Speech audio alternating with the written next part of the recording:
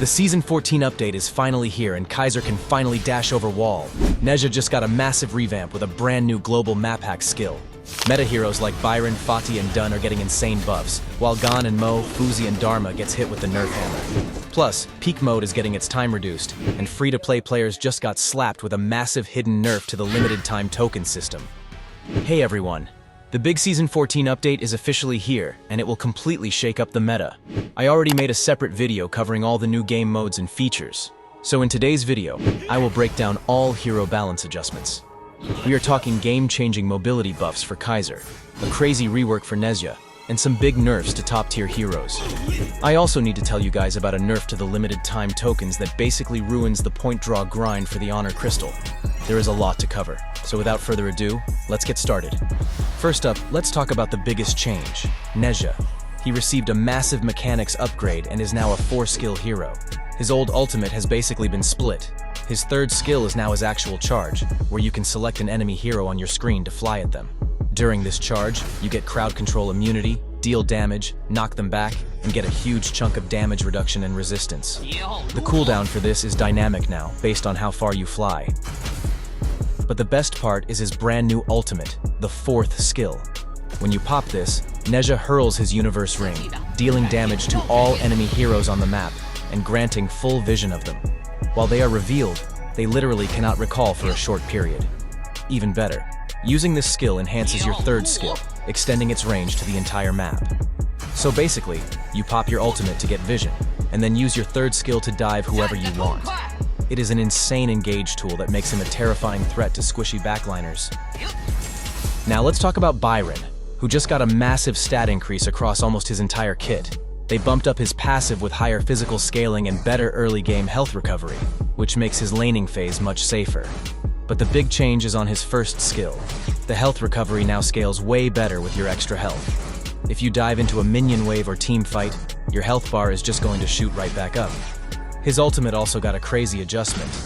They actually lowered the flat base numbers for the damage and shield slightly, but in exchange, gave him absolutely insane scaling multipliers.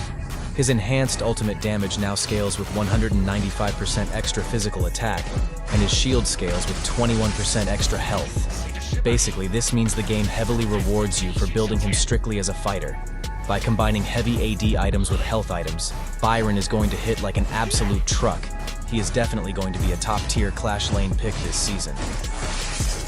Next up, Kaizer's most awaited buff is finally here.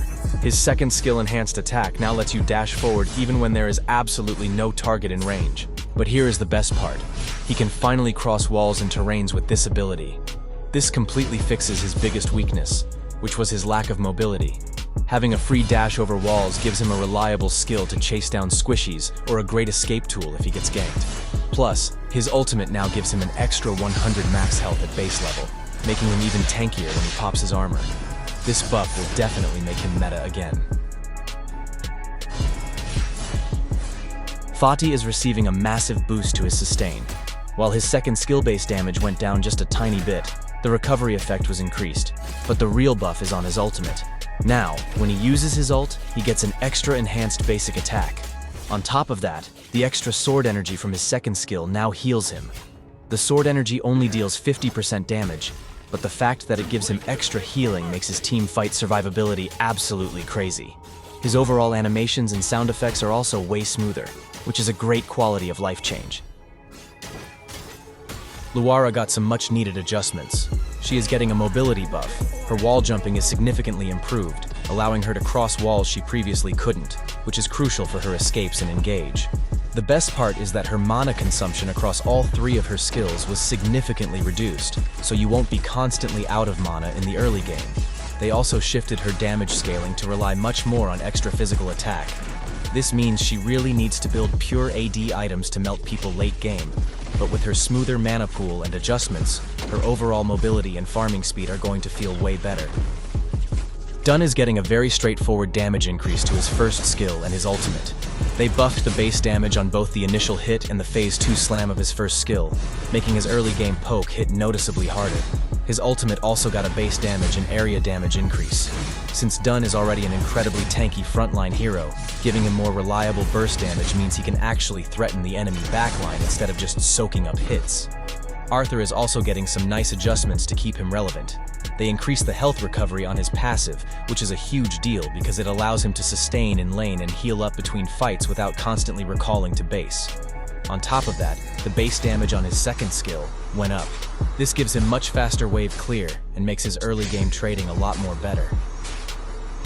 And lastly, Allain received a direct damage buff to his first skill. The base damage on his meteor strikes and the final hit damage were both increased. Allain relies heavily on sticking to enemies and stacking his marks to unleash this skill, and this buff ensures that when you finally land that full combo, it genuinely chunks the enemy's health bar. This will definitely help his laning phase and allow him to snowball much faster. Moving on to the nerfs, the devs finally targeted Fuzi. They reduced the true damage scaling on his passive from 35% down to 28% extra physical attack. Fuzi has been a total menace at melting towers and tanks in the side lane, so reducing his true damage definitely lowers his oppressive 1v1 potential. Gan and Mo also got hit with the nerf hammer. The base damage and sword energy damage on both their short and long coupled blades got reduced. They have been dealing way too much poke damage late game, so this nerf forces them to be a bit more precise to actually secure a kill. Dharma received a slight nerf to his sustain. The health recovery on his second skill punches went down. It's a minor tweak, but it makes his lane trading slightly less forgiving. To round out the heroes, a huge batch of characters received a minor adjustment to their base stats. Let's check them out.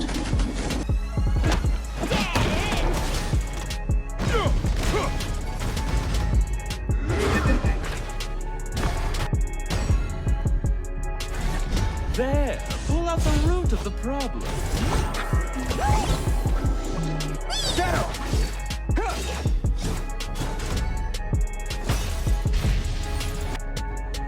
Squall, heed my command.